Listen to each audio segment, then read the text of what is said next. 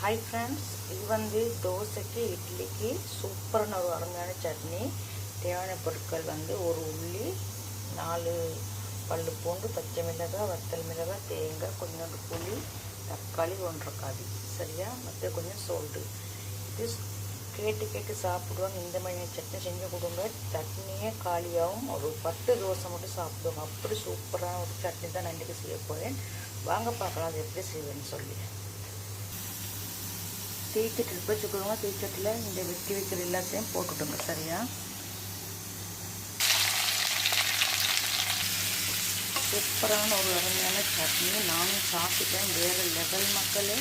இந்த மாதிரி நீங்கள் செஞ்சு கொடுங்க. கேட்டு கேட்டு சட்னி சேர்த்துக்கிட்டு சோறு சாப்பிடுவாங்க. சரியா? கொஞ்சமாக சோறு போட்டுக்கோங்க. என்னுடைய வீடியோ பார்க்குறவங்க லைக் பண்ணுங்கள், சப்ஸ்கிரைப் பண்ணுங்கள், மறக்காம பெல்லை கிளிக் பண்ணுங்கள். மக்களே, இந்த மாதிரி சட்னி கொடுத்தா பிள்ளைங்க கூட கெடு சாப்பிடுங்க. காரம் இன்னும் ஜாஸ்தி இல்லை. உங்களுக்கு தேவைப்பட்ட காரங்கள் போட்டுக்கொள்ளலாம். சரியா? நல்ல டேஸ்டியான ஒரு எம்மியான ஒரு சட்னி தான் இந்த சட்னி. ஈஸி.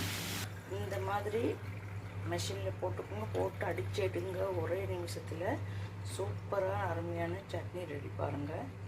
இந்த மாதிரி பட்டு மாதிரி அரைச்சி எடுத்துட்டு தீச்சட்டி அடுப்பு வச்சுட்டு கடுகு, உளுந்து, கருவேப்பிலை போடுங்க. சரியா? இந்த மாதிரி போட்டு